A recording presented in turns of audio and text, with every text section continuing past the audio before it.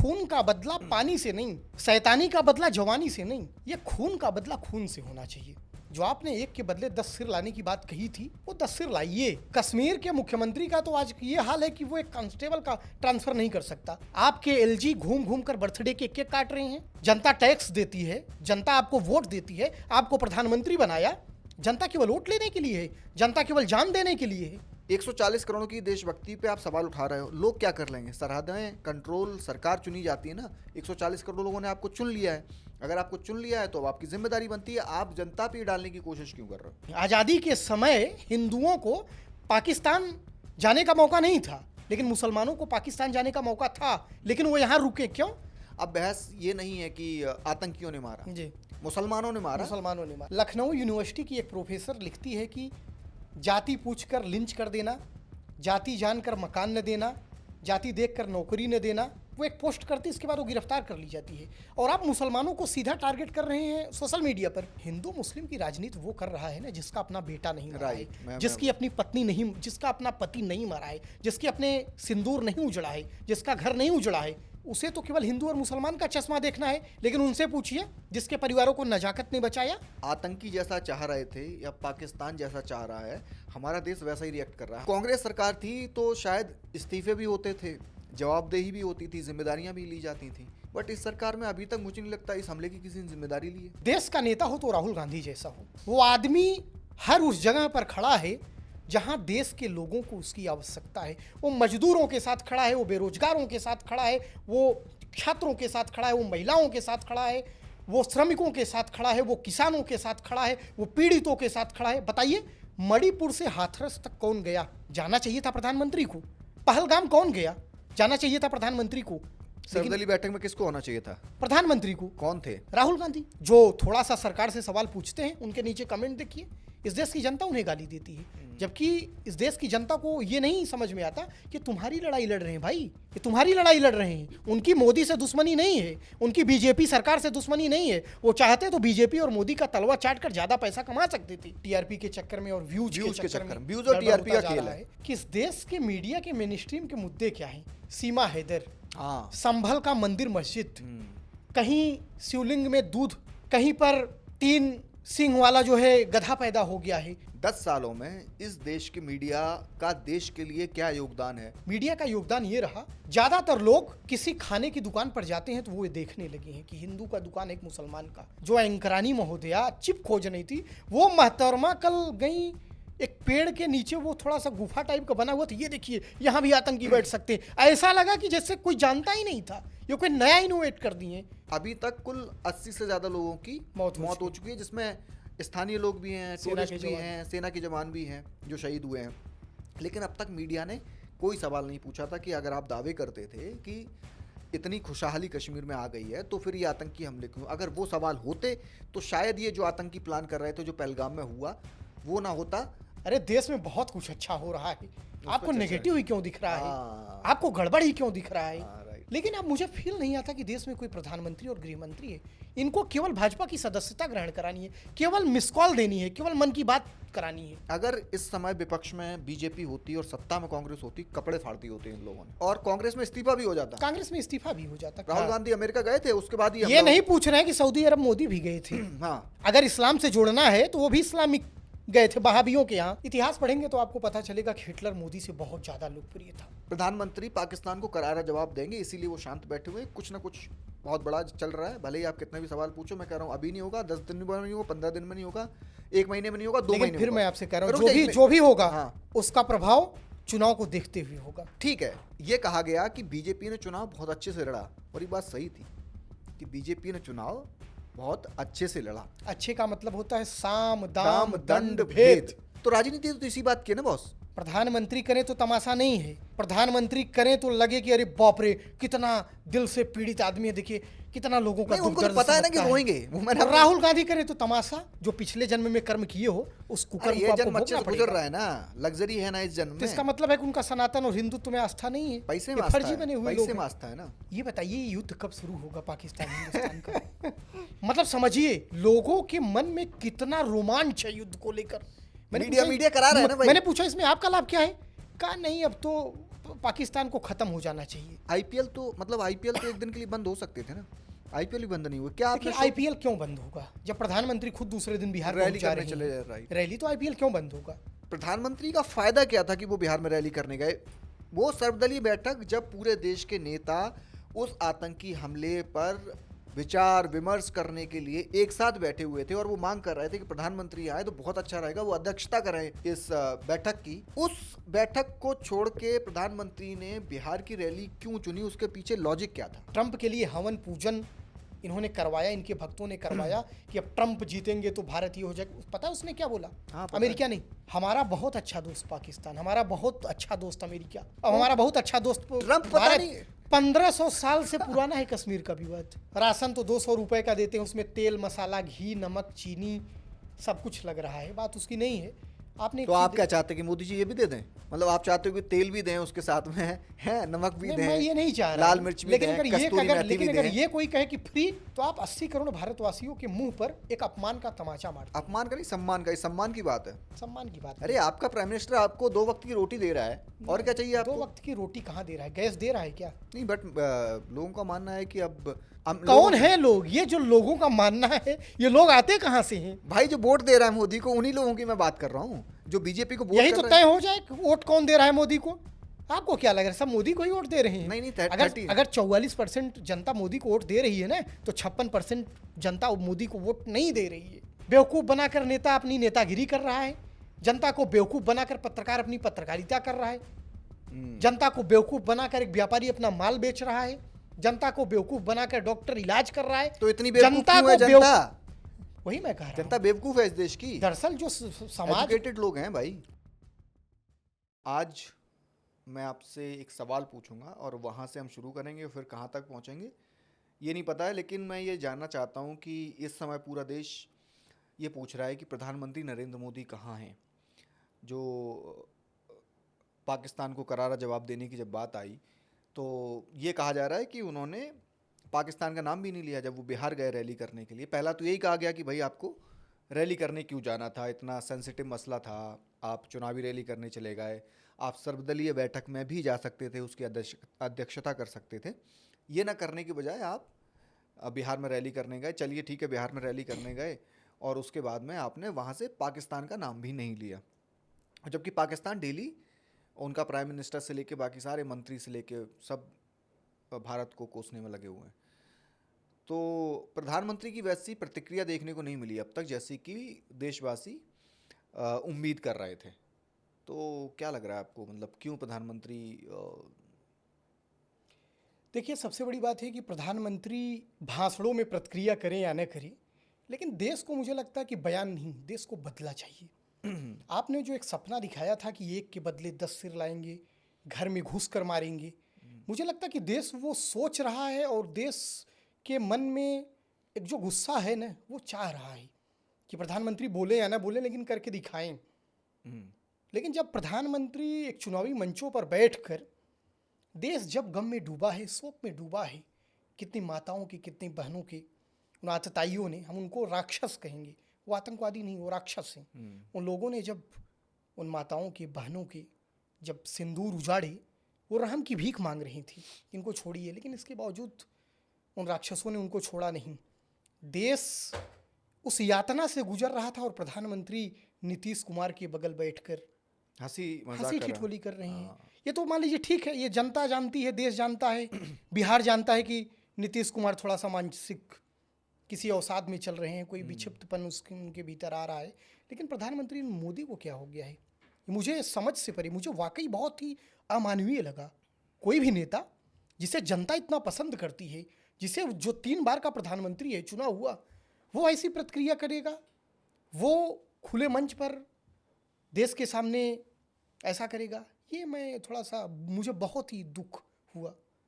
नहीं तो अभी मतलब ऐसा क्या आपको क्या लग रहा है कि कुछ बहुत बड़ी प्लानिंग कर रहे हैं, या फिर इस बार क्योंकि पाकिस्तान भी अलर्ट है, पिछली बार आपने जब एयर स्ट्राइक किया, आपने सर्जिकल स्ट्राइक किया, तो वो सोते हुए स्ट्राइक कर दिया आपने, या उनको पता नहीं था, आपने रिएक्ट किया। इस बार चाक चौबंद व्यवस्था उनकी भी है, उनकी तरफ से बयानबाजियां जा रही हैं। तो क्या इस बार सर्जिकल स्ट्राइक और एयर स्ट्राइक से ऊपर की बात हो गई है और मतलब मैं ये जानना चाह रहा हूँ कि कहाँ है, क्या फंस गए हैं प्रधानमंत्री, अब वो बता नहीं पा रहे हैं कि उनको क्या करना है, या वो अभी सब सुन रहे हैं, जवाब मिलेगा? देखिए, एयर स्ट्राइक करें, वाटर स्ट्राइक करें, कोई भी स्ट्राइक करें, मतलब इससे नहीं, स्ट्राइक करने से मतलब ये है कि खून का बदला पानी से नहीं, शैतानी का बदला जवानी से नहीं, ये खून का बदला खून से होना चाहिए। जो आपने एक के बदले 10 सिर लाने की बात कही थी, वो 10 सिर लाइए। वो लोग घुस कर आते हैं, पहलगाम में घुस जाते हैं। पहलगाम, जैसा कि आप जानते हैं, कि ऐसा स्ट्रेटजिक लोकेशन है, वहाँ पर गाड़ियाँ नहीं जा सकती, और वो सीमा से काफ़ी दूरी पर है। ऐसा भी नहीं कि वो सीमा से सटा का इलाका है।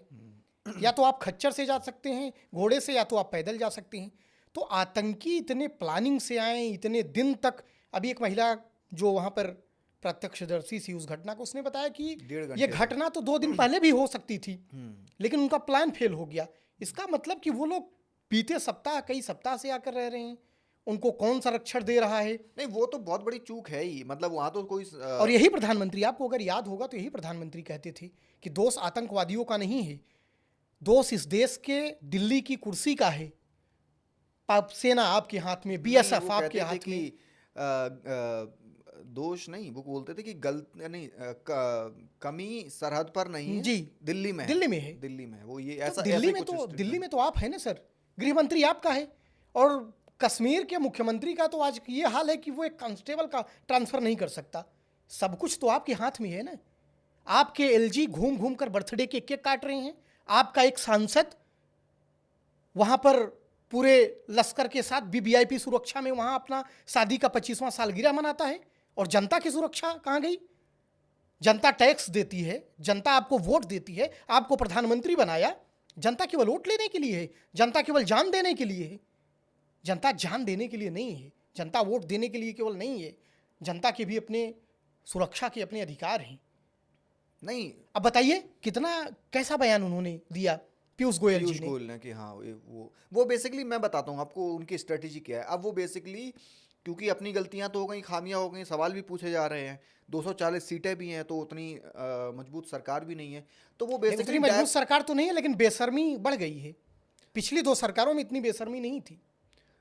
पता नहीं, बट उनका बेसिक फंडा मुझे जो लगा उनका स्टेटमेंट से, कि वो ड्रैग करने की कोशिश कर रहे हैं, अब पटरी से उतारने की कोशिश कर रहे हैं, जो कि नैरेटिव चला जाए कि भाई जो हिंदू मुस्लिम वाली राजनीति का एंगल कहीं ना कहीं कोई तो डाल दे। अभी खुद तो डाल नहीं सकते क्योंकि बहुत सेंसिटिव मसला है।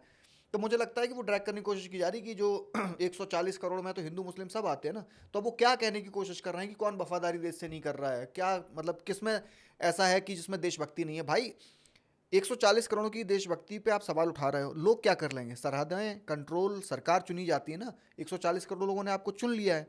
अगर आपको चुन लिया है तो अब आपकी जिम्मेदारी बनती है, आप जनता पे डालने की कोशिश क्यों कर रहे हो? देखिए, ये मुझे बोलना नहीं चाहिए, लेकिन मैं ये बोल रहा हूँ। और मैं ये जब बोलूँगा तो हो सकता है कुछ लोग कहें कि ये मुस्लिम परस्त है या ये लेफ्ट विंगर है। बोलने वाले तो कुछ भी तमाम लोग बोलेंगे, लेकिन मैं एक चीज़ कहूँगा आपसे कि आज दिन मुसलमानों से इस देश में देशभक्ति सिद्ध करने का जो सर्टिफिकेट देशभक्ति का मांगा जाता है, वो यहाँ पर बाई चॉइस है। वो बाई चॉइस है। आज़ादी के समय हिंदुओं को पाकिस्तान जाने का मौका नहीं था, लेकिन मुसलमानों को पाकिस्तान जाने का मौका था, लेकिन वो यहाँ रुके। क्यों? क्योंकि वो हमसे आपसे ज़्यादा प्यार करते थे। अब्दुल गफ्फार खान, मौलाना अबुल कलाम आज़ाद, तमाम ऐसे लोग जिनका इस देश को बनाने में और इस देश को संवारने में बहुत बड़ा योगदान रहा। डॉक्टर कलाम, देखिए आज के टाइम पे आप जिन लोगों की बात कर रहे हैं, जो समझाने की कोशिश कर रहे हैं, मुझे नहीं लगता कि आज के टाइम में ये बात कोई समझने की कोशिश कर रहा है, क्योंकि एक द्वंद्व तो देश में चल रहा है, एक नैरेटिव भी देश में सेट हो चुका है कि चुन चुन के मारा, हिंदुओं को मारा, और जाहिर सी बात है हिंदुओं को मारा, नाम लेके मारा, लेकिन अब बहस ये नहीं है कि आतंकियों ने मारा जी, मुसलमानों ने मारा, ये बहस है देश में। और मैं सोशल मीडिया देख रहा हूँ तो उस तरीके का नैरेटिव लगातार चल रहा है, भले ही वो सरकार की तरफ से नहीं है, भले ही वो ऑथराइज्ड लोगों की तरफ से नहीं है। हालांकि आपको ध्यान होगा जब ये घटना हुई थी, उसके नहीं, आपने कहा सरकार की तरफ से न हो ऑथराइज्ड। मैं एक चीज़ आपको बताता हूँ। लखनऊ यूनिवर्सिटी की एक प्रोफेसर लिखती है कि जाति पूछकर लिंच कर देना, जाति जानकर मकान न देना, जाति देखकर नौकरी न देना। वो एक पोस्ट करती है, इसके बाद वो गिरफ्तार कर ली जाती है। और आप मुसलमानों को सीधा टारगेट कर रहे हैं सोशल मीडिया पर। तो ऐसा तो नहीं कि सरकार नहीं देख रही है, जान नहीं रही है। मैं वही बोल तो खुली रहा छूट तो है। ऑथराइज्ड लोगों से नहीं। उसके बाद मैं दिखाता हूँ ना, जब ये आतंकी घटना हुई उसके अगले दिन या मेरे ख्याल से रात को ही उसी दिन बीजेपी छत्तीसगढ़ से एक ट्वीट आता है जिसमें लिखा हुआ था, वो महिला जो जिसका हस्बैंड ज़मीन पे है वो बैठा हुआ, उसका एक इमेज बनाया गया और उस पर लिखा गया कि धर्म पूछ के मारा, हाँ। जाति नहीं पूछी। तो बेसिकली ये राहुल गांधी जी का जो एक नैरेटिव है जाति जनगणना का, हाँ, उस नैरेटिव को ध्वस्त क्रॉस करने करने के लिए, ध्वस्त करने के लिए एक नया नरेशन था। लेकिन मैं आपको बताऊं, इस नैरेटिव में बीजेपी पूरी तरीके से फेल हो गई, क्योंकि एटलीस्ट 2 दिन तक तो मामला चला कि जाति पूछ कर नहीं मारा, अरे क्षेत्र पूछ कर नहीं मारा, उसने केवल यही पूछा कि हिंदू हो कि मुसलमान, कलमा पढ़ना जानते हो कि नहीं। लेकिन अंत में आप चाहे कलाथिया जी की पत्नी गुजरात हो, चाहे राजस्थान हो, चाहे हिमाचल हो, हर व्यक्ति ने जो नेता उनके बने, गुजरात के प्रदेश अध्यक्ष और वो जो केंद्रीय मंत्री पाटिल जी गए वहाँ पर, उस महिला ने पूछा, उस महिला ने पूछा ना कि मेरी सिक्योरिटी कहाँ गई। सैनी से पूछा महिला ने, तो पूछा। इसके बाद जो है हरियाणा की महिलाओं ने हाँ, पूछा, मुख्यमंत्री ने पूछा, छत्तीसगढ़ में पूछा, हर जगह पूछेंगे लोग। देखिए एक चीज आप समझिए, हिंदू मुस्लिम की राजनीति वो कर रहा है ना जिसका अपना बेटा नहीं मरा है, जिसकी अपनी पत्नी नहीं, जिसका अपना पति नहीं मरा है, जिसके अपने सिंदूर नहीं उजड़ा है, जिसका घर नहीं उजड़ा है, उसे तो केवल हिंदू और मुसलमान का चश्मा देखना है। लेकिन उनसे पूछिए जिसके परिवारों को नजाकत ने बचाया, जिसके परिवार को बचाने के लिए बंदूक छीनते समय सैयद आदिल शहीद हो गया, वो झंटू अलुई कौन था? वो भी तो शहीद हुआ ने। लेकिन कहते नहीं, अरे मुसलमान तो 1-2 मारे गए, बाकी हिंदू। ये कोई बात नहीं है। पर्यटक ज्यादातर हिंदू ही हैं इस देश की, जो ज्यादातर घूमने आएंगे, शिकार वो ज्यादातर होंगे। और दूसरी बात, इस्लाम का मजहब होता है, आपका पड़ोसी पाकिस्तान में ज्यादातर मुसलमान हैं। जब वो आतंकवादी घटनाएं एक दुश्मन के ऊपर करेंगे, अरे बलूच में नहीं मार दिया था, पाकिस्तान को के मुसलमानों को तो मारा था, बिल्कुल मुसलमानों को ही मारा। वो एक मैं रिटायर्ड जनरल से बात कर रहा था, तो उनका कहना ये था कि मुझे बड़ा दुख होता है कि आतंकी जैसा चाह रहे थे या पाकिस्तान जैसा चाह रहा है, हमारा देश वैसा ही रिएक्ट कर रहा है। हमारे लोग वो चाहते हैं कि ये देश बट जाए, हिंदू मुस्लिम वाले दंगे हो, क्योंकि वो भी नहीं चाहते कि खुशहाली है देश में। इस घटना के 5 दिन पहले का अगर आप वीडियो देखेंगे पाकिस्तानी सेना अध्यक्ष आसिम मुनीर का, उन्होंने क्या कहा था? हिंदू और मुसलमान एक जैसे नहीं हैं, दोनों के परवरिश में, दोनों की संस्कृति में, दोनों के सोचने समझने के तरीके में बिल्कुल अलग है, दोनों अलग हैं।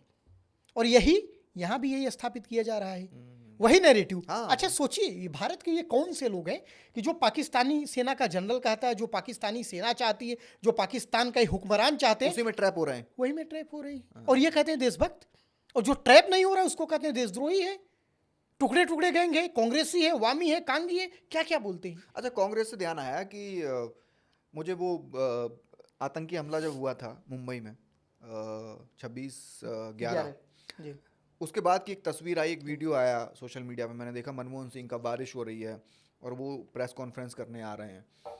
तो क्योंकि मुझे ध्यान है, मैंने जब जर्नलिज्म शुरू किया था, ये 2011 से 13-14 की बीच की बात है, तो उस समय मुझे लगता था कि यार जर्नलिज्म क्या है। मतलब जब मैं कॉलेज में था उस समय मुझे जितने भी स्टूडेंट थे, हम उन सबको सारे टीचर ये बताते थे कि आपको सत्ता से सवाल करने हैं, जैसे रवि। जर्नलिज्म बेस ही इसी आधार पर आधारित है, एंटी एस्टेब्लिशमेंट। लेकिन जो पतन हुआ है उस पर हम बाद में आएंगे मीडिया पे, कि जिस तरीके से सवाल पूछना ही बंद कर दिया। तो मैं मनमोहन सिंह की बात कर रहा था कि कांग्रेस सरकार थी तो शायद इस्तीफे भी होते थे, जवाबदेही भी होती थी, जिम्मेदारियां भी ली जाती थी।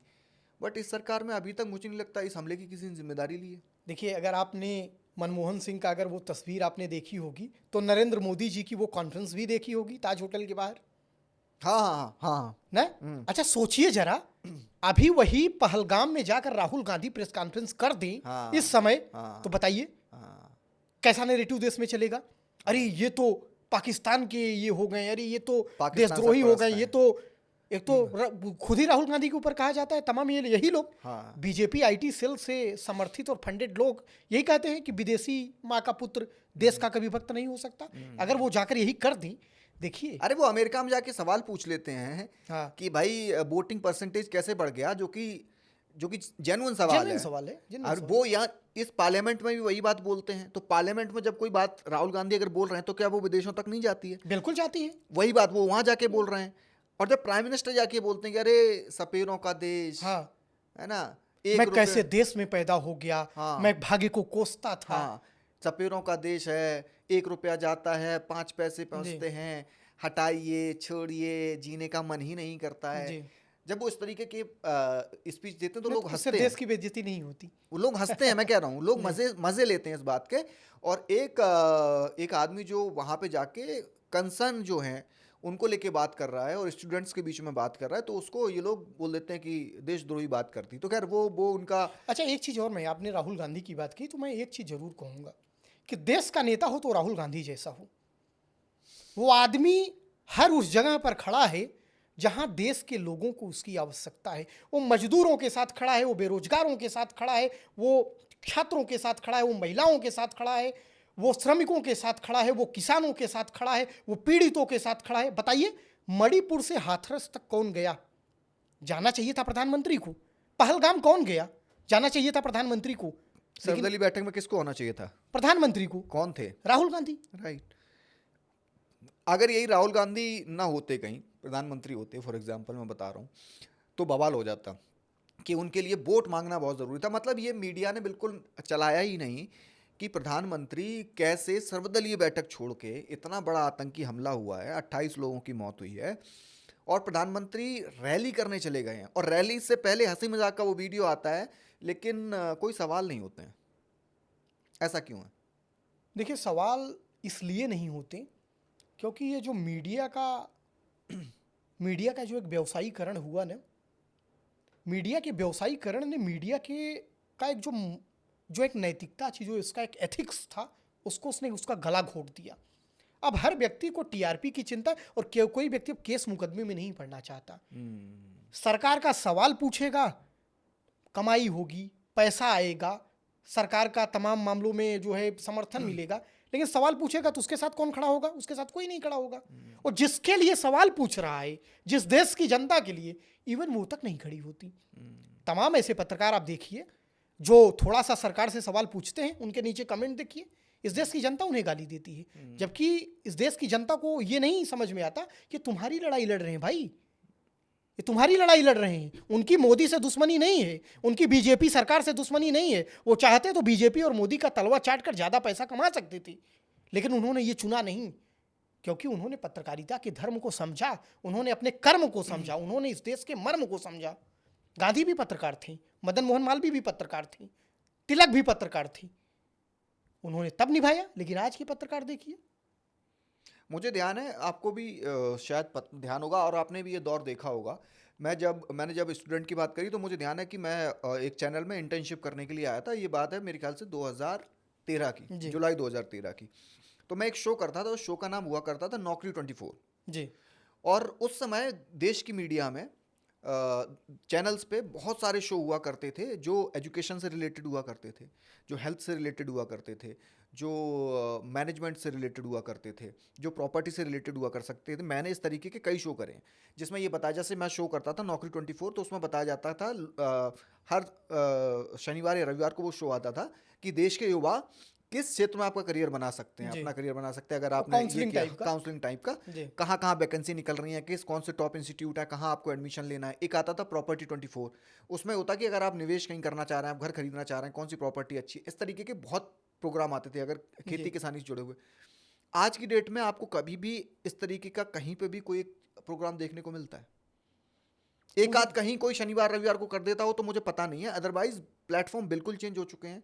आजकल टीआरपी की रेस में भागने के लिए सिर्फ हिंदू मुस्लिम भड़काना, गलत बयानबाजी करना। अभी देखा होगा आपने, जिस किसी एक की डेथ हुई थी आतंकी हमले में, उसका वीडियो गलत चला दिया गया सोशल मीडिया पे। बाद में वो लोग बोल रहे भाई हमारा वीडियो क्यों चला रहे हो, लेकिन अंधी टीआरपी की रेस में भागे जा रहे हैं। बताइए इस देश की मीडिया का हाल। कभी कभी जब मैं न्यूज़ चैनल देखता हूँ, या कभी, अब तो सोशल मीडिया भी काफ़ी हद तक उसी टीआरपी के चक्कर में और व्यूज के चक्कर में, व्यूज और टीआरपी का खेल है।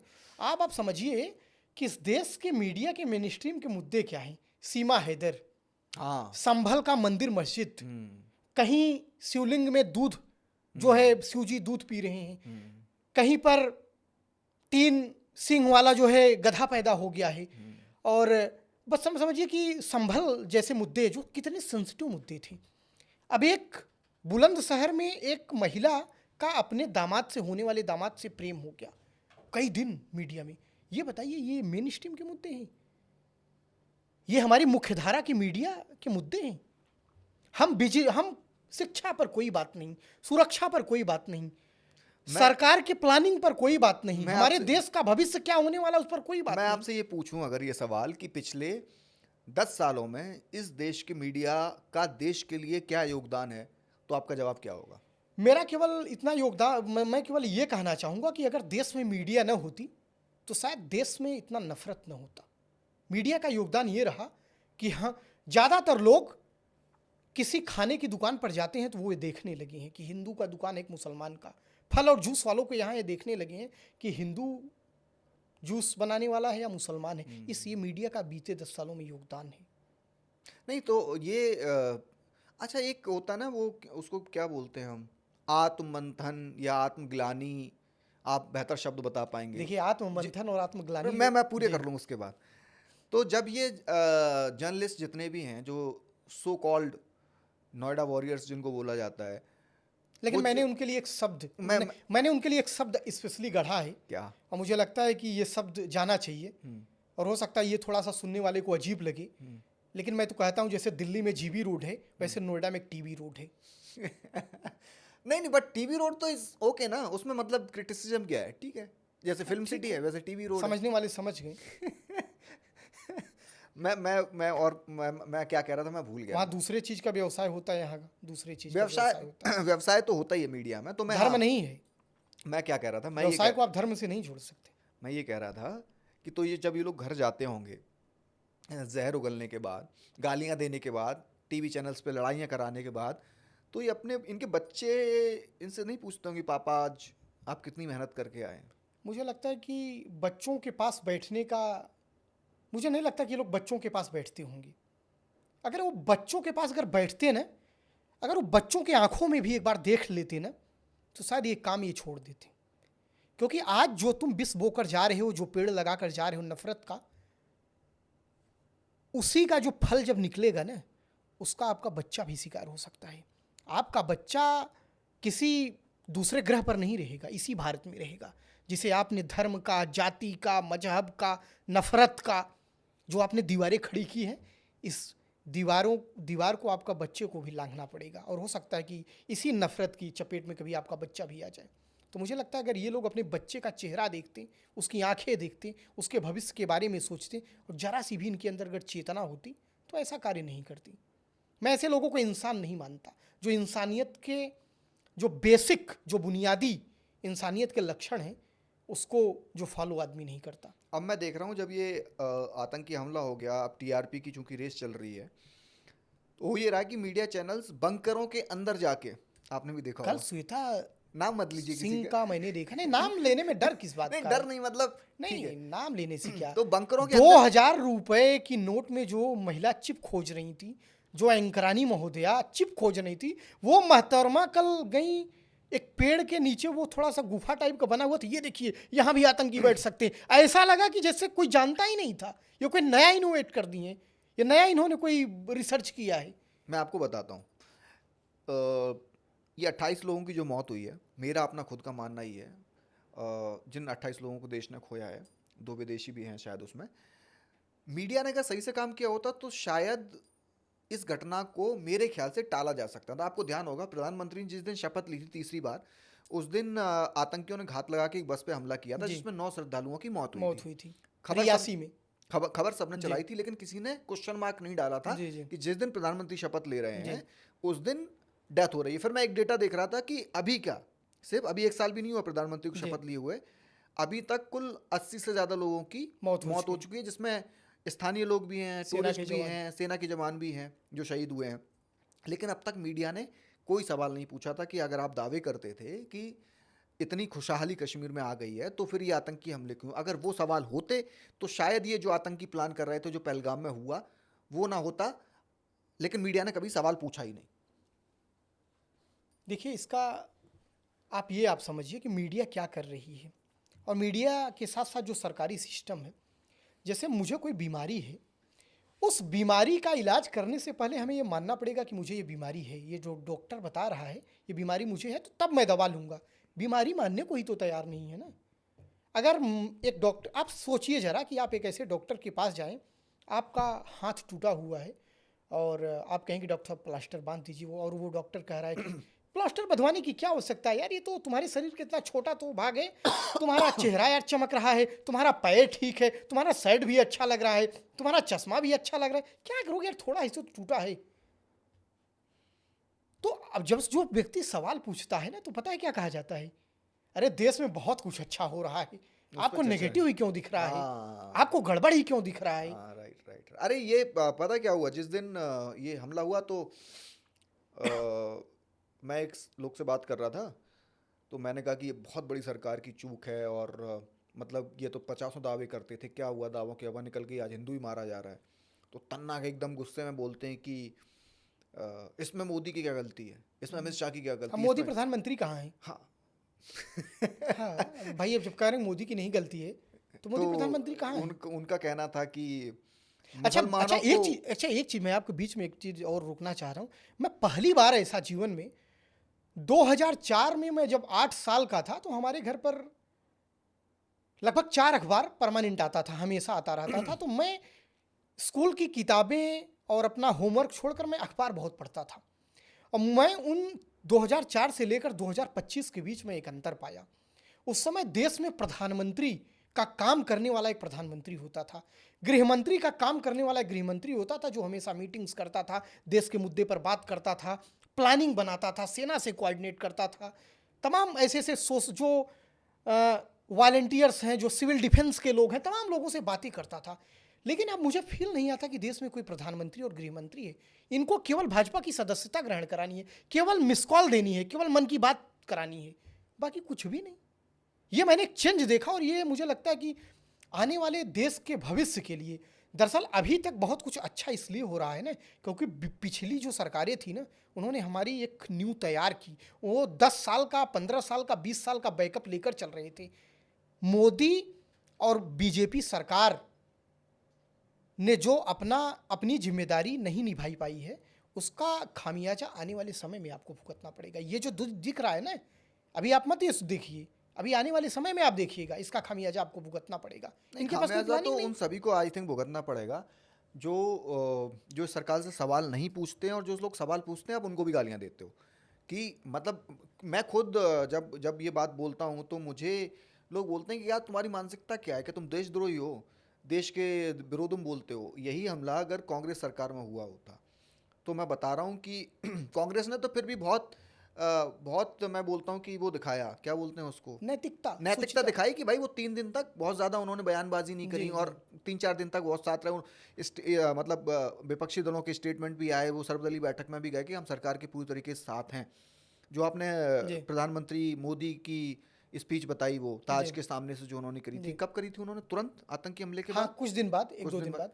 तो आप ये अंदाजा लगाइए कि अगर इस समय विपक्ष में बीजेपी होती और सत्ता में कांग्रेस होती, कपड़े फाड़ दिए होते इन लोगों ने, कपड़े फाड़ दिए होते। और मैं तो बता रहा हूं कि अब तक ये हो जाता कि ये सोनिया गांधी और राहुल गांधी ने विदेश किसी आधार पर ये हुआ है हमला, विदेशी फंडेड हमला है ये, और कांग्रेस में इस्तीफा भी हो जाता, कांग्रेस में इस्तीफा भी हो जाता। क्यों पता है?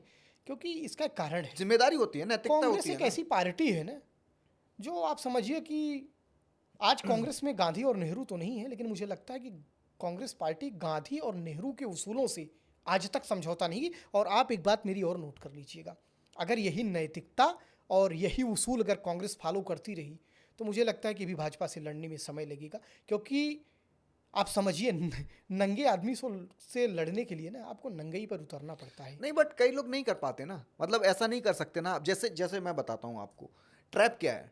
ट्रैप बेसिकली है कि कांग्रेस ने बिल्कुल सही स्टैंड लिया, उन्होंने बोला कि हम देश के साथ हैं। उस समय अगर वो सवाल पूछते तो लोग ये बोलते कि बताइए, वो तो नहीं भी सवाल पूछ रहे हैं तो लोग कह रहे हैं, तब भी लोग बोल रहे हैं कि राहुल गांधी जब विदेश जाते हैं तो ऐसा हमला क्यों होता है। हाँ, मैं अचानक अभी किसी से मिला तो वो कह रहे आ गए वो राहुल गांधी अमेरिका गए थे, उसके बाद ये नहीं पूछ रहे हैं कि सऊदी अरब मोदी भी गए थे। हाँ, अगर इस्लाम से जोड़ना है तो वो भी इस्लामिक गए थे, वहाबियों के यहाँ। हाँ, अच्छा, आपको ऐसा क्यों लगता है कि मतलब क्यों, क्या लगता है, मैं ये जानना चाहता हूँ कि जो वोटर है बीजेपी का, हार्डकोर जो वोटर है, मैंने मतलब पिछले 11 सालों में ये देखा है कि इस वोटर से आप किसी भी तरीके की बात कर लीजिए, वो मोदी को डिफेंड करता ही करता है। और आई थिंक इसी बात का गुरूर उस पार्टी में है, इसी बात का घमंड उस पार्टी में है कि जिस दिन आतंकी हमला हुआ उसके कुछ ही घंटों बाद हम रैली करने भी चले जाएं, हम वोट मांगने चले जाएंगे, हमको वोट चाहिए, वोट से सरकार बनती है, एथिक्स से सरकार नहीं बनती है। उसके वोटर में ऐसा क्या फिट किया गया है कि उसको आज भी जिम्मेदारी प्रधानमंत्री की और गृह मंत्री की नहीं दिख रही है, आज भी मुसलमानों को दोषी बना रहा है। एक चीज़ मैं आपको बताऊं, कहते हैं ना कि मोदी की लोकप्रियता, मोदी का मैजिक, इतिहास पढ़ेंगे तो आपको पता चलेगा कि हिटलर मोदी से बहुत ज़्यादा लोकप्रिय था, जनता सर आंखों पर बैठाती थी। जो हिटलर का मंत्री था, जो प्रोपोगेंडा, उसे मिनिस्टर ऑफ प्रोपोगेंडा था, जिसका नाम था गोएबल्स, वो जनता के मन में इतना अपने धर्म की महानता और दूसरे के धर्म की इतना कमियां भर दी थी, रग रग में, नस नस में, सरकार की कमियां दिखती ही नहीं थी। तो खूब लोकप्रियता थी। लेकिन देखिए क्या हाल हुआ आज जर्मनी में हिटलर का नाम लेने के बाद भी आपको घृणा की दृष्टि से देखा जाता है।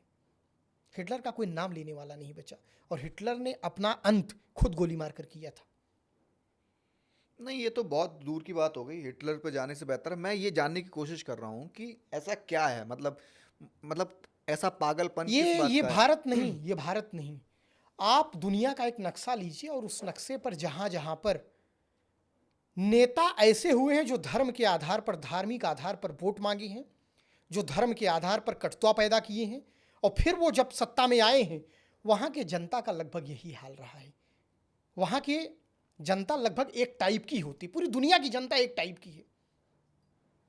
नहीं, मतलब मुझे ऐसा लगता है, या आपको भी ऐसा लगता है कि इनकी जो नाकामियां हैं, या इनकी जो खामियां हैं, या इनके जो जो राज जो पब्लिक तक नहीं आ पाए हैं, इसमें विपक्ष की भी कहीं ना कहीं थोड़ी सी शिथिलता भी है ना, कि आप उतनी मजबूती के साथ क्या वो पब्लिक में मैसेज कन्वे नहीं कर पाए हैं। जैसे मैं एक एग्जांपल देता हूँ, जो अभी मैं बात कर रहा था, आपको ध्यान होगा 2011 में अन्ना का आंदोलन हुआ था, जी 2011 में शायद हुआ जी। था। मैं उस समय दिल्ली आया था और एक बड़ा मूवमेंट हो रहा था सरकार के खिलाफ, देश बचाओ चल रहा था। जी। मुझे ध्यान है कि सरकार के मंत्री आके खुद अन्ना से बात करते थे, अन्ना नहीं मान रहे थे, फिर इसको लाओ फिर उसको लाओ, बहरहाल वो चल रहा था। और मेरे ख्याल से वो एक ताबूत में आखिरी कील जो बोलते हैं सरकार के लिए, वो साबित हुए हैं अन्ना जी। लेकिन वो प्रोटेस्ट हो गया। क्या आपको लगता है कि आज की डेट में इतना बड़ा कोई मूवमेंट हो सकता है, या विपक्षी दल या विपक्षी दलों को समर्थन करने वाले लोग क्या इस तरीके का प्रोटेस्ट करने की दम रखते हैं कि भाई अब नहीं, अब तो सड़कों पे आना पड़ेगा? जैसे मैं एग्जांपल देता हूं, और मुझे लगता है कि वो होगा। प्रधानमंत्री पाकिस्तान को करारा जवाब देंगे, इसीलिए वो शांत बैठे हुए, कुछ ना कुछ बहुत बड़ा चल रहा है। भले ही आप कितने भी सवाल पूछो, मैं कह रहा हूँ अभी नहीं होगा, 10 दिन में नहीं होगा, 15 दिन में नहीं होगा, 1 महीने में नहीं होगा, 2 महीने में फिर होगा। मैं आपसे कह रहा हूँ जो भी होगा, हाँ, उसका प्रभाव चुनाव को देखते हुए होगा। ठीक है, मैं मानता हूं, मैं कह रहा हूं कि होगा। अगर नहीं हुआ तो क्या ये विपक्ष सड़कों पे आएगा उन 28 लोगों के लिए? क्या सच में दिल से लाठियां खाएगा? देखिए, ये बात तो विपक्ष भली भांति बता सकता है। मुझे नहीं, लगता है आपका मेरा ये आकलन है, जैसे आपने वो बात शुरू की अन्ना हजारे के आंदोलन से लेकर कि आंदोलन कैसे खड़ा हो पाया। देखिए, जब लोकतंत्र में कोई सरकार विपक्ष की आवाज को अपने काम करने के तरीके में बदलाव का एक जरिया समझती है, तो वो सरकार, उस सरकार में आंदोलन हो सकता है। लेकिन ये सरकार तो विपक्ष को और अपनी आलोचना करने वाले लोगों को तो दुश्मन समझती है। नहीं, सरकार, मैं बताता हूं, अगर यही देखिए, बीजेपी ने पिछले 10-11 सालों में राजनीति के स्टैंडर्ड को बदला है। अगर आप हमारी विचारधारा से सहमत नहीं है तो आप मेरे दुश्मन हैं। आपसे मतभेद मैं नहीं करूंगा, आपसे मैं दुश्मनी निभाऊंगा। उनकी राजनीति करने का तरीका यही है ना जी। मैं वही बता रहा हूँ कि उनकी राजनीति करने का यही तरीका है, और पिछले 10 सालों में, 15 सालों में उन्होंने इस तरीके की राजनीति की है।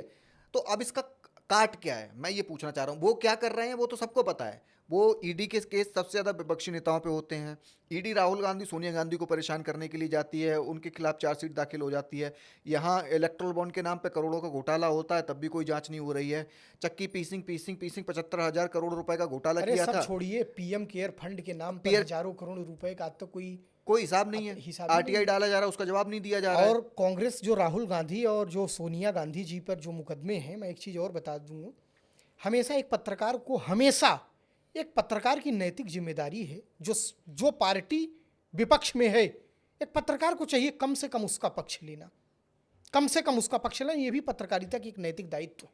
मैं बताऊं कि PMLA, prevention of money laundering act जिसे कहते हैं, अब समझिए कि उसमें मनी लॉन्ड्रिंग ही नहीं हुई और लगा है पीएमएलए।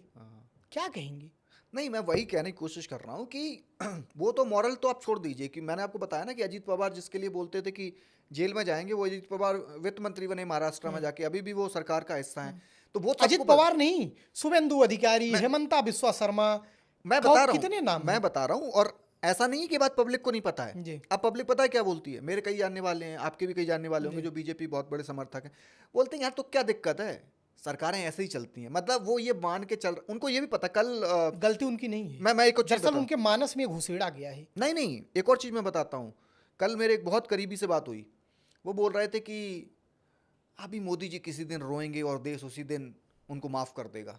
मतलब उनको ये भी पता है कि मोदी जी रोने वाले हैं और देश उनको माफ कर देगा, लेकिन वोट फिर भी मोदी जी को जा रहा है।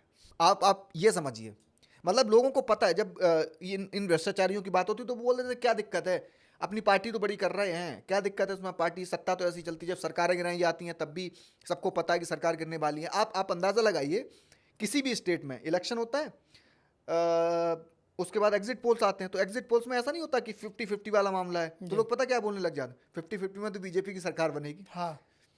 ये मतलब ये बहुत बड़ा वोटर। आप ईमानदारी से बताइए, आपने सोचा था हरियाणा में बीजेपी की सरकार बनेगी? मैंने नहीं सोचा भाई। आपने सोचा था महाराष्ट्र में बीजेपी की सरकार? मैं आपको एक बात बताता हूँ, सुनिए। मेरे बहुत करीबी एक मित्र हैं बीजेपी। और छोड़िए, आपने दिल्ली में सोचा था बीजेपी की सरकार बनेगी? वही बता रहा हूँ ना, मेरे बहुत करीबी एक हैं बीजेपी के, और उनकी बड़ी अच्छी पोजीशन है बीजेपी में।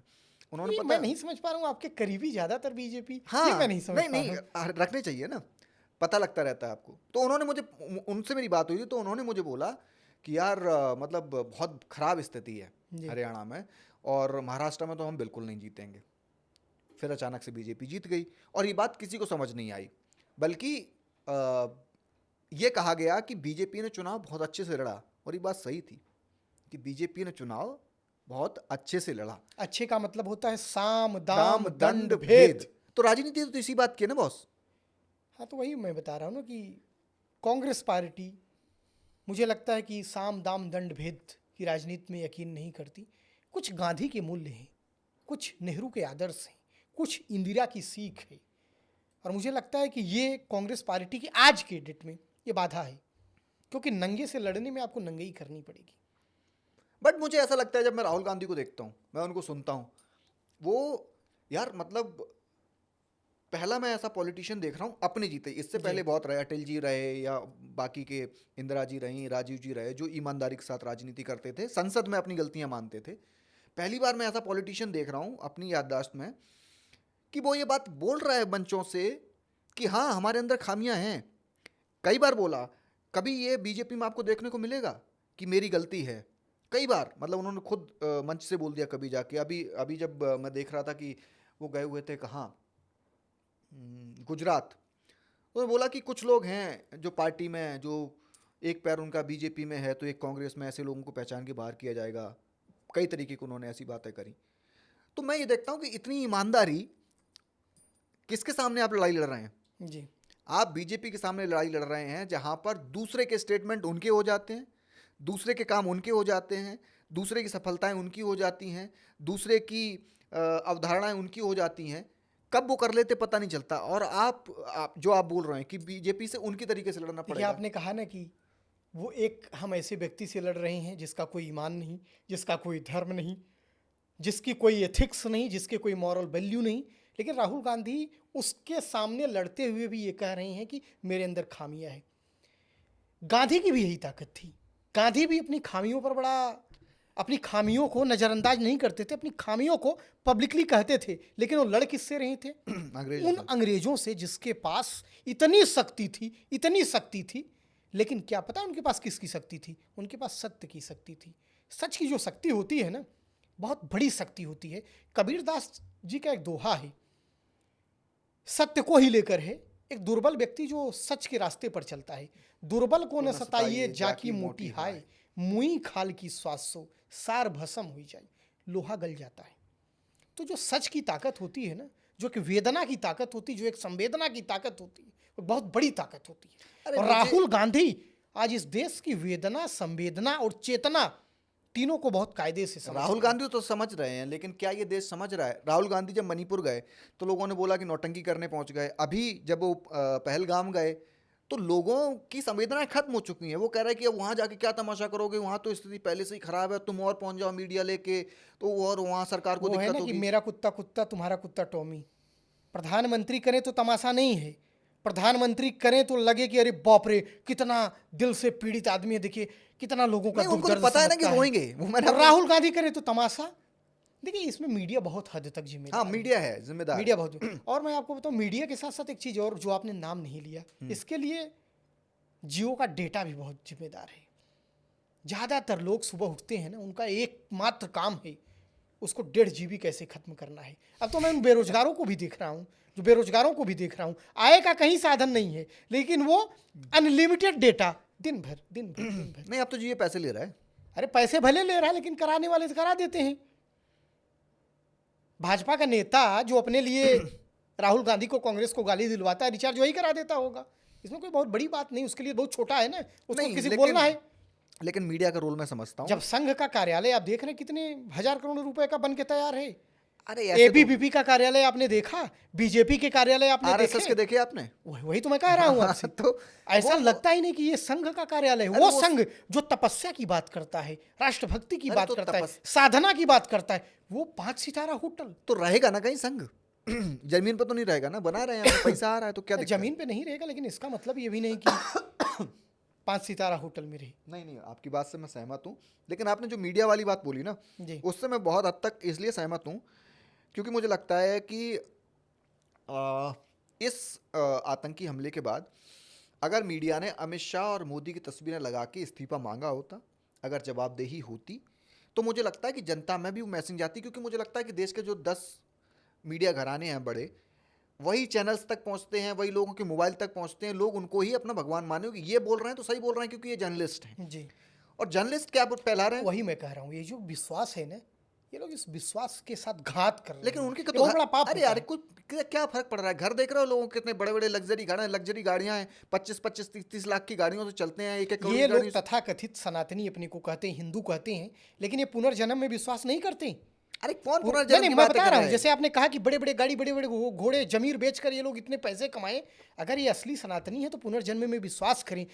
इस कर्म का फल इसी कर्म में भोगना पड़ेगा, और नहीं भोग पाओगे तो अगले जन्म में आप फिर से पुनर्जन्म होगी। तो यही जो पिछले जन्म में कर्म किए हो उस कुकर्म को आपको भोगना पड़ेगा। गुजर रहा है ना, लग्जरी है ना इस जन्म में। तो इसका मतलब है कि उनका सनातन और हिंदुत्व में आस्था नहीं है, पैसे में फर्जी बने हुए लोग हैं। आस्था है ना, ये तो देश को समझना चाहिए ना। देश कैसे समझेगा? देश तक मैसेजिंग नहीं, उनको नहीं। बहुत सारे लोगों को यही नहीं पता होगा, उनको लगता होगा पता नहीं पत्रकार हैं, स्कूटी से आते होंगे, बाइक से आते होंगे, उनको नहीं पता कि लोग सिक्योरिटी लेके चल रहे हैं। तो हाँ, तो मैं ये कह रहा था कि जिस दिन आप देखेंगे। अच्छा, आपकी नज़र में इस देश का सबसे बेहतरीन पत्रकार कौन है अभी आपकी नज़र? यार मुझे लोग गालियां देंगे, कोई मतलब नहीं है। फिर भी नाम ले लीजिए, गाली देंगे क्या? गाली भी एक टेलीविजन में मुझे ऐसा लगता है, टेलीविजन में संदीप चौधरी और सोशल मीडिया पे बहुत सारे लोग हैं जो एक्चुअल में सरकार से सवाल पूछ रहे हैं। हालांकि कुछ ऐसे हैं जो सिर्फ सरकार को गालियां देते हैं, बट कुछ हैं जो सरकार से सवाल पूछते हैं। सरकार को गालियां देना अलग हो गया, सवाल पूछना अलग हो गया। तो सोशल मीडिया पे मुझे ऐसा लगता है कि बहुत सारा जर्नलिज्म ऐसा है जो इस तरीके का काम कर रहे हैं। स्टूडियो में बैठ के संदीप चौधरी सवाल पूछ रहे हैं, ग्राउंड पे जाके राजीव रंजन अच्छी रिपोर्टिंग कर रहे हैं, दोनों बेचारे बहुत गालियां खाते हैं। कोई उनको संगी भी उनको सुना के दोनों लोग, लेकिन दोनों लोग अपना धर्म निभा रही हैं। मैं ये बता दूं आपको कि आज भी राजीव रंजन को 2000 मैं पहली बार शायद राजीव रंजन से, अब लोग बोलेंगे कि इतने अच्छे रिश्ते हैं तुम्हारे, क्योंकि मैंने उनके साथ काम किया है और संदीप सर के साथ भी मैंने काम किया था। उन दोनों लोगों की ज़िंदगी जैसी आज से 10 साल पहले थी वैसी ही अब है। लेकिन कुछ लोगों को मैं ऐसे पत्रकारों को जानता हूँ जो 10 साल पहले कुछ भी नहीं थे, आज वो संदीप चौधरी से और राजीव रंजन से पैसे के मामले में बहुत आगे निकल गए हैं और मेरे ख्याल से उनकी जय जयकार देखिए, यही व्यक्ति की कमाई होता है। आपने कहा ना उनसे आगे निकल गए, लेकिन आपको बीच में एक नहीं लगाना पड़ा, आपको अलंकार लगाना पड़ा कि पैसे के मामले में। लेकिन मैं आगे भी आ रहा हूँ ना, उसमें ये आ रहा हूँ कि फिर हुआ ये कि यही दो जर्नलिस्ट रह गए, एक रिपोर्टर हैं और एक एंकर हैं, जिनको प्राइम मिनिस्टर ने इंटरव्यू नहीं दिया जी। बाकी मेरे ख्याल से हर आदमी ने इंटरव्यू किया प्राइम मिनिस्टर का और अपने सोशल मीडिया प्लेटफॉर्म पे लगाया। प्राइम मिनिस्टर अपनी भद पिटवाने के लिए तो इंटरव्यू देगा नहीं। प्राइम मिनिस्टर कटघरे में खड़ा होने के लिए तो इंटरव्यू देगा नहीं। प्राइम मिनिस्टर तो ऐसे व्यक्ति को इंटरव्यू देगा ना, आम काट कर खाते हो कि छील के खाते हो, चूस के खाते हो कि जूस बना के खाते हो, पर्स रखते हो कि नहीं, ये तो प्रधानमंत्री ऐसे लोगों को देगा ना। उनको क्यों देगा? वो तो सवाल पूछेंगे ना, वो तो जवाबदेही तय करेंगे ना, क्योंकि वो पत्रकारिता करने गए हैं, चाटुकारिता करने तो गए नहीं। एक अगर आप मॉरली देखें ना, मुझे ऐसा लगता है कि हर चैनल इस समय दिन में कम से कम हजारों बार पाकिस्तान के नाम की टिकट चला रहा है। पाकिस्तान को नेस्तनाबूद कर देंगे, मोदी ने कर दिया इशारा, अब हो जाएगा हमला, अब ये हो जाएगा, अब वो हो जाएगा, जबकि प्राइम मिनिस्टर ने एक भी बार पाकिस्तान का नाम नहीं लिया है। और परसेप्शन ये जा रहा है लोगों के घरों में कि पता नहीं मोदी जी ने पाकिस्तान को क्या कड़ा संदेश दे दिया है। ये परसेप्शन मीडिया का है ना। क्या मीडिया अगर ये सवाल पूछता कि अपनी रैली में प्राइम मिनिस्टर ने पाकिस्तान का नाम क्यों नहीं लिया, जो आतंकी भेजता है भारत में, जो आतंकी हमले करा रहा है, जिसकी वजह से हमारे इतने लोगों की जान गई, पाकिस्तान का प्रधानमंत्री नाम भी नहीं ले पाए, ये सवाल तो मीडिया ने नहीं पूछा। कल मैं रात को खाना खाने के बाद टहल रहा था, तो एक चाय की दुकान पर मैं सोचा कि थोड़ा सा चाय पिए, तो अकेले एक चाचा बूढ़ा सा बैठा था, तो मैंने कहा चाचा चाय पिलाइए। तो उन्होंने कहा कि भैया आप लोग तो मीडिया में हैं, ये बताइए युद्ध कब शुरू होगा पाकिस्तान हिंदुस्तान का। मतलब समझिए लोगों के मन में कितना रोमांच है युद्ध को लेकर। मीडिया करा रहा है ना भाई। मैंने पूछा इसमें आपका लाभ क्या है? कहा नहीं, अब तो पाकिस्तान को ख़त्म हो जाना चाहिए। अब उनको नहीं पता है, अब वो नहीं जानते हैं कि पाकिस्तान क्या है, हिंदुस्तान क्या है। वो पाकिस्तान नहीं है ना, वो हिंदुस्तान है, बहुत सारी चीज़ें हैं। अच्छा, ये जो आपने चाचा वाली बात बोली ना, ऐसे दो लोग मुझे भी मिले उनको वो अलग दुनिया में जी रहे हैं। वो मुझे कह रहे हैं युद्ध के उन्माद में इतना रस मिल रहा है ना, सोचकर। पता नहीं उनको किसी ने कोई वीडियो भेज दिया होगा या कहीं सर्कुलेट कर रहा होगा, मिसगाइड हुआ वीडियो, पुराना वीडियो, कह रहा है कि अरे काट दिए गए हैं, वीडियो आया है सोशल मीडिया में, हम देखे हैं पाकिस्तान के लोग काटे जा रहे हैं। मैं बोला यार कितना इनको भ्रमित किया जा रहा है, ये किस दुनिया में है, इनको यही नहीं पता है, काटे जा रहे हैं। आप ये नहीं पता रहा कि तुम्हारी कटी जा रही है। एक चीज़ आप ध्यान रखिए, इस पूरे शोरगुल में, टीआरपी और व्यूज़ के चक्कर में, जो आपने शुरू में बात बोली कि उन मृतकों के परिवार सरकार से सवाल पूछ रहे हैं, मंत्रियों से पूछ रहे हैं कि मेरे बेटे या मेरे भाई वहाँ 1.5 घंटे पड़ा रहा, वहाँ एक आर्मी का जवान नहीं था, ये चूक किसकी है?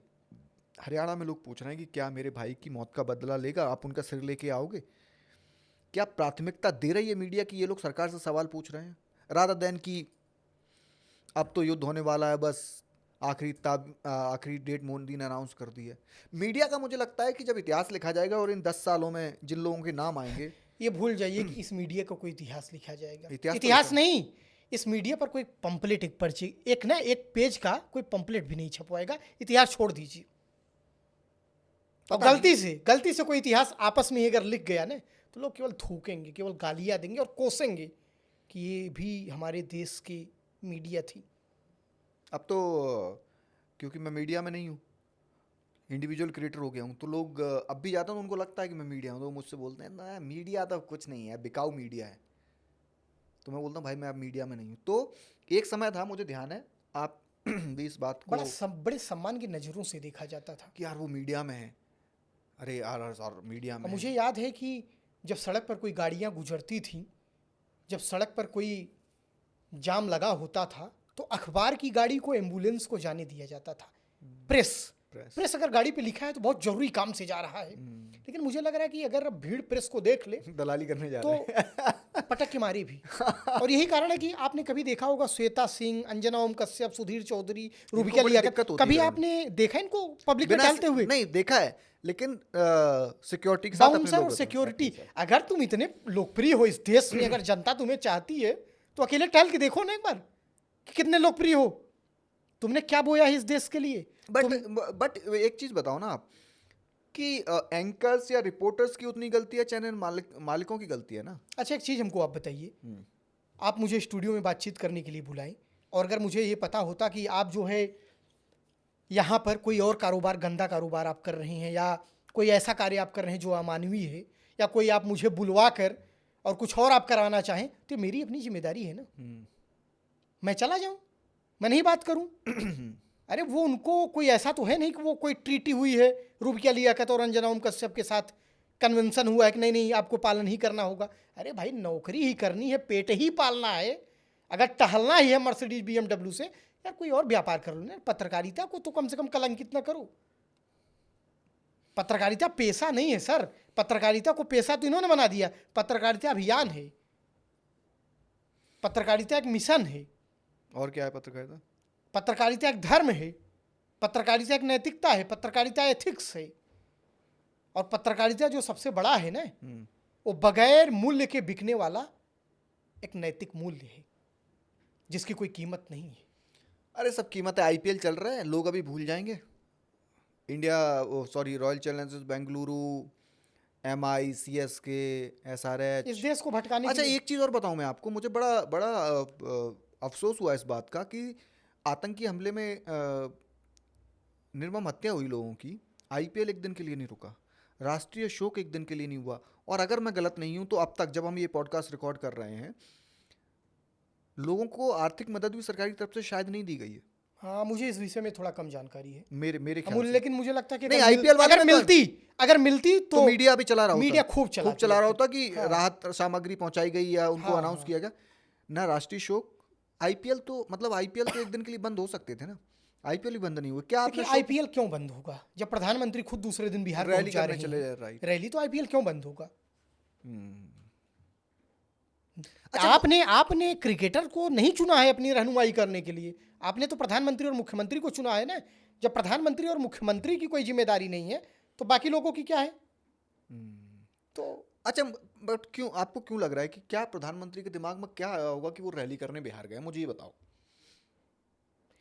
मुझे तो ये लगता है कि प्रधानमंत्री को इंसानियत का जो एक बेसिक मर्म है ना, जो फंडामेंटल, बहुत शुरुआती, जो छोटा बच्चा भी जानता है। मैं अक्सर देखा हूँ कहीं कोई जब किसी शोक सभा में मैं जाता हूँ, किसी के परिवार में कोई मर जाता है, तो मैं देखता हूँ कि वहाँ के जो छोटे बच्चे होते हैं ना, वो भी उस दिन हंसते खेलते नहीं हैं। वो भी सबकी तरह, उनके भी आंखों में आप देखेंगे आंसू। वो नहीं समझते कि क्या हुआ है क्या नहीं हुआ। छोटे बच्चे 2-2 साल के, 3-3 साल के। आप देखते होंगे, अक्सर सुनते होंगे कि एक बंदर था, एक आदमी था जो रोज उसको केला खिलाता था, वो मर गया। वो बंदर 3 दिन से खाना नहीं खाया है। तो पशुओं में भी इतनी संवेदना है। जो बच्चा जिसे समाज की समझ नहीं है, उसके भीतर भी एक बेसिक सिंपैथी है, थोड़ी सी संवेदना है, थोड़ा सा मर्म है। क्यों? क्योंकि ये नेचर हमें देती है। लेकिन जब इसे मार कर ही आप नेता बने हैं, आपको याद है जब गोधरा में दंगा हुआ तो खुली जीपों में लाशों को कौन टहलवाया था? प्रधानमंत्री, ये मोदी जी। उन मृतकों को एक खुली जीप पर लाद कर, जीप पे ट्रक वही खुली जीप, खुली ट्रक जो भी रहा हो, एक खुले वाहन पर लाद कर पूरे शहर में घुमाया गया था। तो लाशों का राजनीतिकरण अगर आप कर सकते हैं तो मुझे लगता है कि आपसे संवेदना, आपसे इंसानियत, आपसे दूसरों की पीड़ा। नहीं ठीक है, वो समझ गया मैं, लॉजिकल समझ गया। मैं ये जानना चाहता हूं कि इससे प्रधानमंत्री का फायदा क्या था कि वो बिहार में रैली करने गए? वो सर्वदलीय बैठक जब पूरे देश के नेता उस आतंकी हमले पर विचार विमर्श करने के लिए एक साथ बैठे हुए थे और वो मांग कर रहे थे कि प्रधानमंत्री आए तो बहुत अच्छा रहेगा, वो अध्यक्षता करें इस बैठक की, उस बैठक को छोड़ के प्रधानमंत्री ने बिहार की रैली क्यों चुनी? उसके पीछे लॉजिक क्या था? अब ये लॉजिक तो जेपी नड्डा और अमित शाह भी बता सकती हैं। ये लॉजिक तो हमको नहीं पता। अरे आपके नज़रिए से क्या? मेरा कोई नज़रिया नहीं। मैं तो वो जब मैं देखा ना, उस दृश्य को मैं देखा ना, तो मैं आपको सच बताऊं कि मैं उस दृश्य को भूलना चाहता हूं, क्योंकि एक सभ्य देश का एक पढ़ा लिखा नागरिक होने के कारण मैं अपने प्रधानमंत्री से उम्मीद नहीं कर सकता। मैं उम्मीद नहीं कर सकता। इसलिए आप जब ये सवाल आप पूछ रहे हैं ना, तो वो जो एक मेरे भीतर का एक दर्द है ना, जो टीस है ना, वो फिर से ताज़ा हो रही है। मैं उसमें कोई लॉजिक नहीं ढूंढ रहा हूँ। मैं तो केवल ये ढूंढना चाह रहा था कि एक प्रधानमंत्री नेता, किसी पार्टी का सबसे बड़ा ब्रांड एम्बेसडर, पोस्टर बॉय होने से पहले अगर इंसान होता, वो प्रधानमंत्री जिसके नाम पर इस देश में पार्षद से लेकर प्रधानमंत्री तक का चुनाव लड़ लिया जाता है, वो प्रधानमंत्री जरा सा इंसान होता। मैं बताता हूँ, बड़ा दुख होता है। मैंने 2-3 आप पता नहीं इमोशनल ज़्यादा हो गए, मैं बताता हूँ 2-3 चीज़ें मैंने मेरे सेंस के हिसाब से, मेरी जो समझ है उसमें मुझे समझ में आई। पहला ये कि बिहार में चुनाव है, ये हम सबको पता है। इस चुनावी रैली से पहले, प्रधानमंत्री के बिहार दौरे से पहले उनका एक कानपुर में दौरा होना था, जिसमें शायद उनको मेट्रो के दूसरे फेज़ का उद्घाटन करना था। वो प्रोग्राम कैंसिल हो गया, तो बिहार का भी कैंसिल हो सकता था, लेकिन बिहार का प्रोग्राम कैंसिल नहीं हुआ, वो बिहार गए। जो कानपुर का बता रहे हैं कैंसिल हुआ ना, वो मुझे ऐसा नहीं लगता कि जो हमारे लोग मारे गए हैं उनके शोक में हुआ है, वो इनकी सुविधा के अनुसार कैंसिल। मैं वही कह रहा हूँ ना, क्योंकि यूपी में चुनाव नहीं है चुनाव बिहार में है, और जाहिर सी बात है कि आतंकी हमले के बाद अगर प्राइम मिनिस्टर पहली बार कोई स्पीच रैली कर रहे हैं तो दुनिया भर की वहाँ पे नज़र रहेगी। और वो आप कहाँ से मैसेजिंग कर रहे हैं? बिहार से। बिहार से। अब आप समझिए लॉजिक, बिहार में चुनाव, तो बिहार की जनता में ये उन्माद भरने के लिए या ये देशभक्ति भरने के लिए कि मैं मिट्टी में गाड़ दूंगा उनको, भले ही उन्होंने पाकिस्तान का नाम नहीं लिया, भले ही उन्होंने उस आतंकी संगठन का नाम नहीं लिया जिसने इस हमले की जिम्मेदारी ली, लेकिन उन्होंने मैसेजिंग करी लोगों में। आपको ध्यान होगा विकसित भारत और तभी, उनको पाकिस्तान को अंग्रेजी में मैसेज, मैं वही उसी पे आ रहा हूँ, विकसित भारत तभी होगा जब विकसित बिहार होगा, ये लाइन प्राइम मिनिस्टर की थी। उसके बाद इंटरनेशनली इधर उधर सब करने के लिए उन्होंने इंग्लिश में भी भाषण दे दिया। अब आप सोचिए कि देश का प्राइम मिनिस्टर मतलब मुखिया, मेरे घर का मुखिया, जब किसी का कोई अंत्येष्टि हो जाती है, देहांत किसी का हो जाता है, 15 दिन तक सारे, मतलब 13वीं तक तो सारे प्रोग्राम कैंसिल कर दिए जाते हैं। खैर वो मोदी जी से आप उम्मीद मत करिए, नहीं, जब माता जी नहीं वहाँ नहीं जाइए, वहाँ मत जाइए, उस समय भी परिवार मत उन्होंने बाल नहीं बनवाया था। मैं बता रहा हूँ कि सारे काम खत्म हो जाते, कितने भी इंपॉर्टेंट हो, लाखों का लोगों को नुकसान हो जाता है, लेकिन प्राइम मिनिस्टर ने शायद वो भी नहीं सोचा। उनको उस दिन भी बोर्ड देख रहे थे, इंटरनेशनली अपनी इमेज देख रही थी, इंग्लिश में भी लाइनें बोल दो, विकसित बिहार तभी होगा जब विकसित भारत होगा, उनको मिट्टी में गाड़ दूंगा, मीडिया सब यही चलाएगा, बिहार से स्पीच दी, बिहार के लोग थोड़ा सा होंगे। ये बोलने के बाद वो मेरे ख्याल से 2 मिनट इस पे बोले, उसके बाद मैं फिर से वही रेवड़ियाँ बांटना शुरू किया कि हमने ये दे दिया, हमने वो दे दिया, हम बिहार को इतने करोड़ रुपए और दे रहे हैं, मखाना बन रहा है, ये हो रहा है, वो हो रहा है। मैं मतलब सोचने पर मजबूर कर दिया गया कि आखिर इतनी क्या बोलते हैं, निर्लज्जता क्यों? मतलब सिर्फ वोट मांगने के लिए क्या? आपने बिहार को चुन लिया, आप यूपी चले गए होते, बिहार चले गए होते, समझ में आता, आप सीधा बिहार गए, इंग्लिश में लाइनें बोली, विकसित बिहार तभी होगा जब विकसित भारत होगा। संवेदनाएं कहाँ थी मुझे नहीं पता। अच्छा, एक चीज़ मुझे और इसमें समझ में आता है, प्रधानमंत्री उस शोक के क्षण में जब बिहार पहुंचे, उससे पहले हिंदू और मुसलमान वाला मैसेज सर्कुलेट हो चुका था। वो हो चुका था। और अक्सर जो राजनीतिज्ञ है ना, इस चीज़ को बहुत अच्छे से समझता है कि घाव के समय जब घाव पर जब नमक डाला जाता है ना, तो उसकी जो टीस होती बहुत दिन तक रहती है, उसका जो दर्द होता है ना, वो कभी भूलता नहीं आदमी। तो शोक के समय हिंदू मुसलमान होने के बाद जब वो याद दिलाने प्रधानमंत्री पहुंचे, तो उनको ये भी उनके मन में रहा होगा शायद कि हम इस समय चलें जब बिहार भूले न।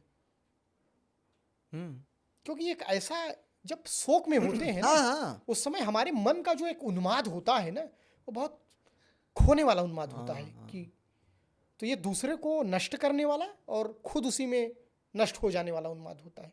हाँ, तो वो उस तरीके का मैसेजिंग हुई और फिर समझ में आता है। एक चीज़ और आपने ध्यान दिया, मुझे ऐसा पता नहीं क्यों लगता है कि प्रधानमंत्री ने कोई इंग्लिश सिखाने वाला इसमें ट्यूटर रख लिए हैं, क्योंकि इतने सालों में अरे वो टीपी लगा रहता है यार, टेलीप्रॉम्प्टर लगा रहता है, पढ़ देते हैं, उस पर लिखा होता है उनकी कोई भी नहीं, लेकिन वो इंग्लिश में अमूमन रैलियों में, पब्लिक रैलियों में तो कभी नहीं बोलते। बट ये स्ट्रेटजी थी ना। अच्छा, स्ट्रेटजी थी, पाकिस्तान को हम देंगे ताकि कौन सुने, किसको सुनाना चाहते हैं? विदेशी लोग भी मीडिया छापे कि मोदी जी ने वहां से कड़ा संदेश। बताइए कितना दुख हुआ कि जिस ट्रंप से, जिस हाँ ट्रंप के लिए हवन पूजन इन्होंने करवाया, इनके भक्तों ने करवाया कि अब ट्रंप जीतेंगे तो भारत ये हो जाएगा। पता है उसने क्या बोला? हाँ पता अमेरिका नहीं, हमारा बहुत अच्छा दोस्त पाकिस्तान, हमारा बहुत अच्छा दोस्त अमेरिका, और हमारा बहुत अच्छा दोस्त ट्रंप पता भारत। नहीं 1500 साल से पुराना है कश्मीर का विवाद।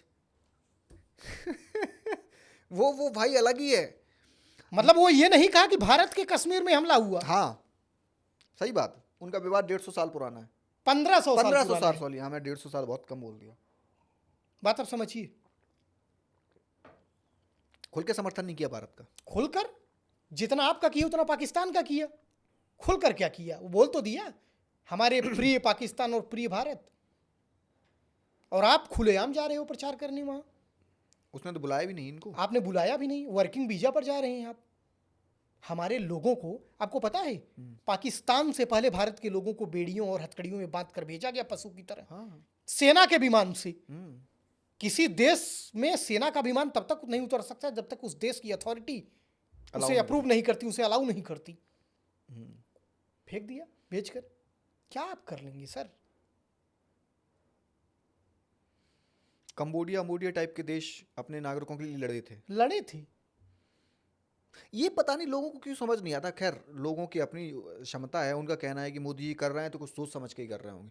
मोदी जी ने फैसला लिया है तो कुछ सोच समझ के ही लिया होगा। अब दरअसल एक जो सोच है ना, ये जो सोच है कि मोदी जी नहीं तो कौन, जो मोदी जी कर रहे हैं वही सच।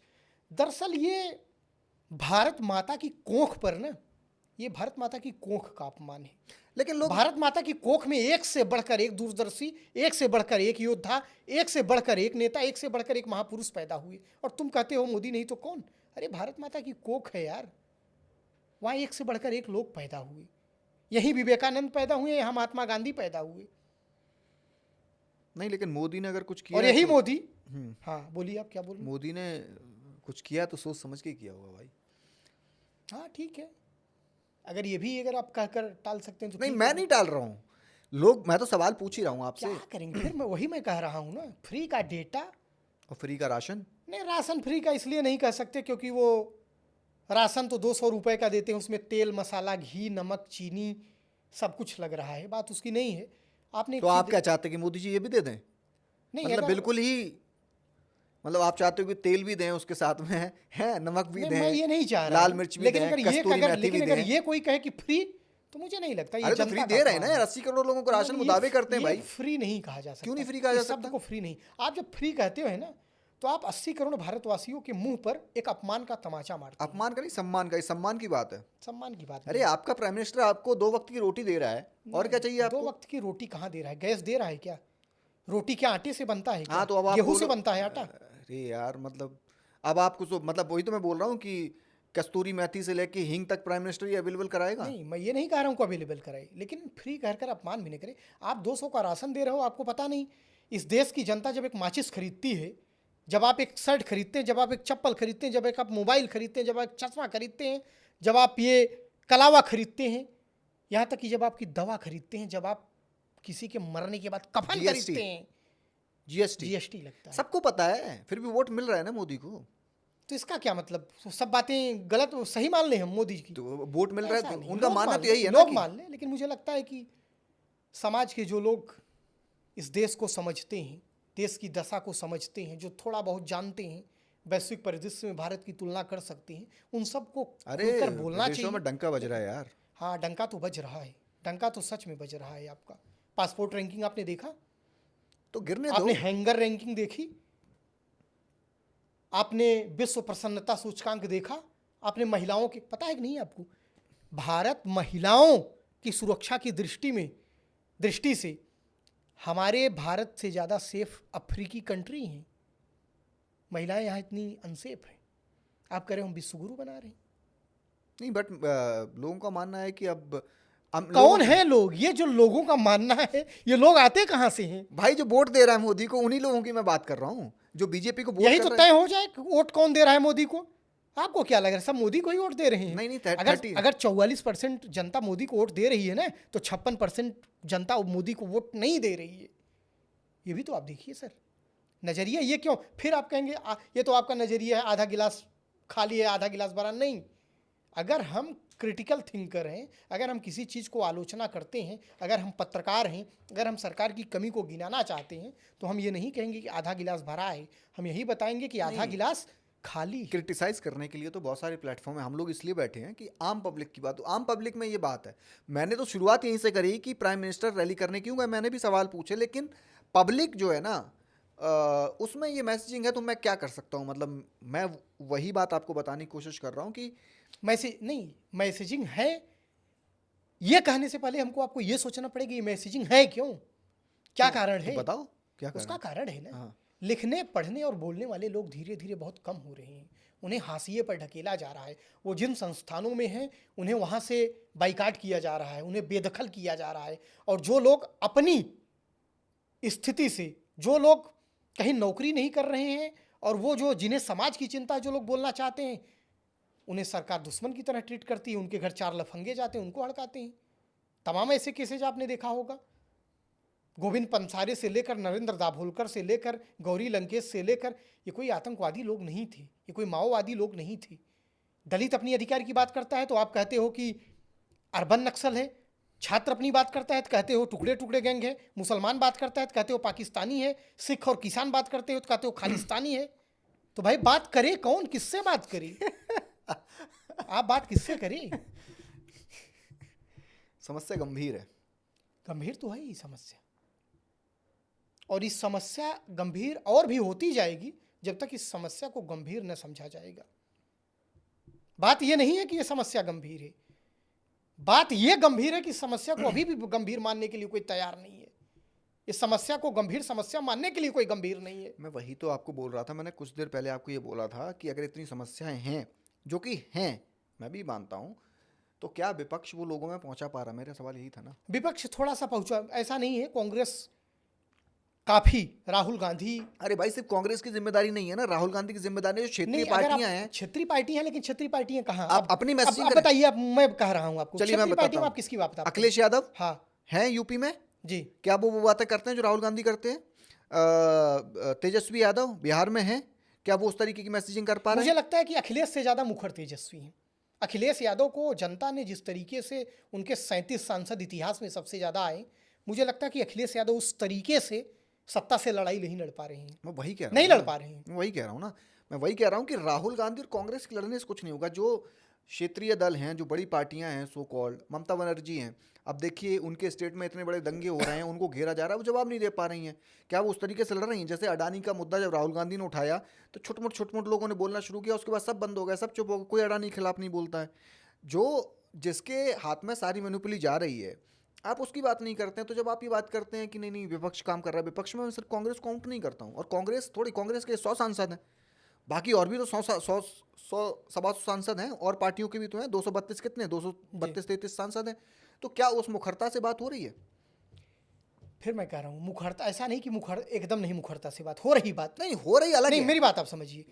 प्रेस कॉन्फ्रेंस 2014 से पहले विपक्ष जो बातें करता था, अखबारों में हेडलाइंस होती थी। हाँ, मीडिया तो है ही, मीडिया में होती थी। नहीं तो इस मीडिया बहुत बड़ा कारण है ना। तो सड़क पे उतरो, सड़क पे उतरेंगे तो लाठी खाओ, हाँ, ये मैं आपकी बात मानता हूं। और क्या करोगे? लाठी खाने वाले, लड़ने वाले। देखिए फिर मैं कोई एक चीज और इसमें माइनस पॉइंट, पहले जब हम लोग भी इलाहाबाद में रहते थे, प्रयागराज में, तो जब छात्र आंदोलन करते थे, सड़कों पर उतरते थे, तो मुझे इस बात का विश्वास था कि ये जो पुलिस है ना, लाठी भले मार रही है, ये जो सरकार है भले लाठी चार्ज करा रही, वाटर कैनन हमारे ऊपर छुड़वा रही है, लेकिन ये हमारे साथ दुश्मन जैसा सुलूक नहीं करेगी।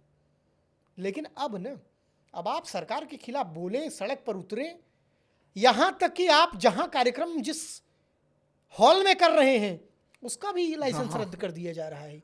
आप जिस गाड़ी से विरोध प्रदर्शन में जा रहे हैं उस गाड़ी का चालान काट दिया जा रहा है।